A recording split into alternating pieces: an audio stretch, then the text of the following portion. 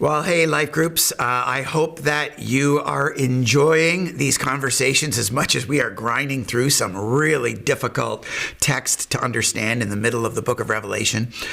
We said in the message on Sunday that this vision, imagery, way of communicating, this literary genre that uses metaphor and symbolism, really is intended to be just experienced and absorbed, not explained. And so every time we try to provide some explanation, we're sort of defeating the purpose or taking the punch away from it. But I know that we need to understand it. We need some clarity or some explanation. So I hope that that's been helping, and I hope that that can help today. The sign or signs that John provides in this image in Revelation chapter 12 involve a woman representing the timeless people of God,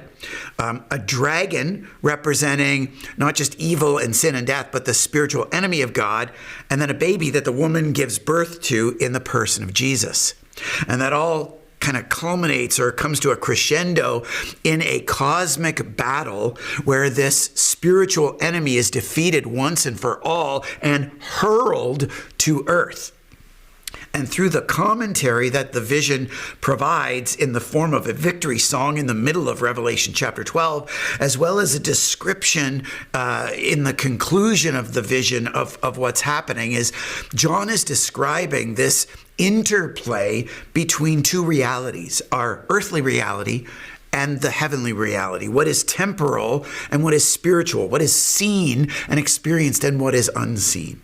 And in short, he's describing for his audience the reality that when Jesus on earth played the role of Savior and died and rose again, he achieved a spiritual victory once and for all over evil and sin and death. But the result of that spiritual victory is that evil in the form of the spiritual enemy of God for a time was going to unleash its wrath on people who would seek to be faithful followers of Jesus on earth.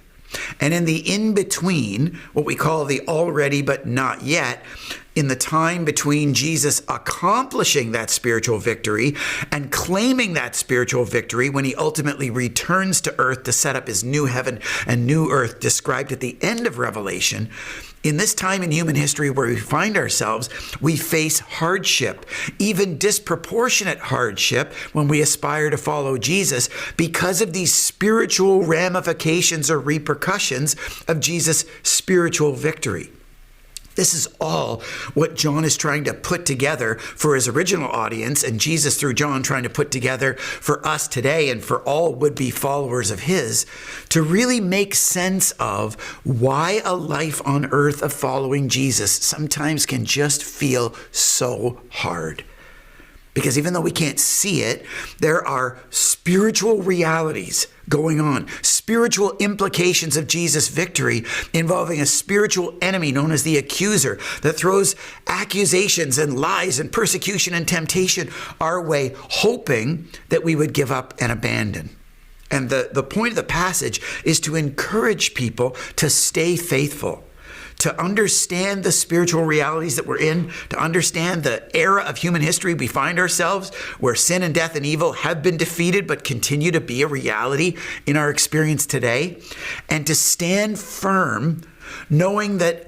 sin and death and evil that we experience is not an indication of Jesus losing. It's actually the very evidence that he's already won, to give us confidence to remain faithful, to give us strength to draw from his spiritual resources, so that when we do make faithful choices to follow Jesus, we partner with Jesus in pushing back that sin and evil and darkness just a little bit more.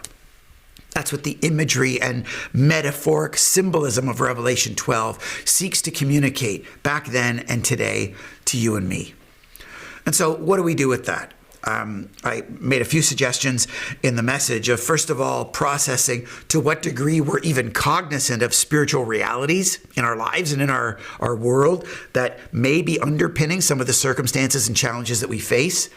Being clear about the spiritual era that we find ourselves in, that already but not yet, where sin and death and evil have been defeated but still exist as a function of our lives on earth. And then leaning in to the spiritual resources that only Jesus can provide to overcome and to remain faithful and to stand firm, which is what he ultimately invites us into as followers of his. I made the observation at the end of the talk, noting that the only practical application in this text in Revelation chapter 12 is the application to look at the image that John's providing, to look at the metaphors and the symbolism, and to allow that to help us see things differently.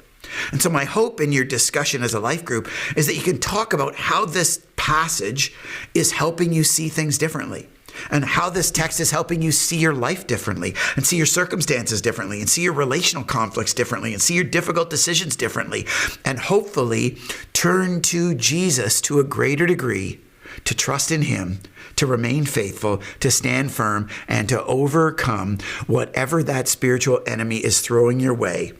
Not as a function of Jesus losing, but actually as a reverberation, as a ramification of the spiritual victory Jesus has already fully achieved. May we have confidence in him and have a great discussion that can encourage and strengthen each other in the challenges that we're facing today because of it. Have a great conversation today. For everyone in those life groups, God bless.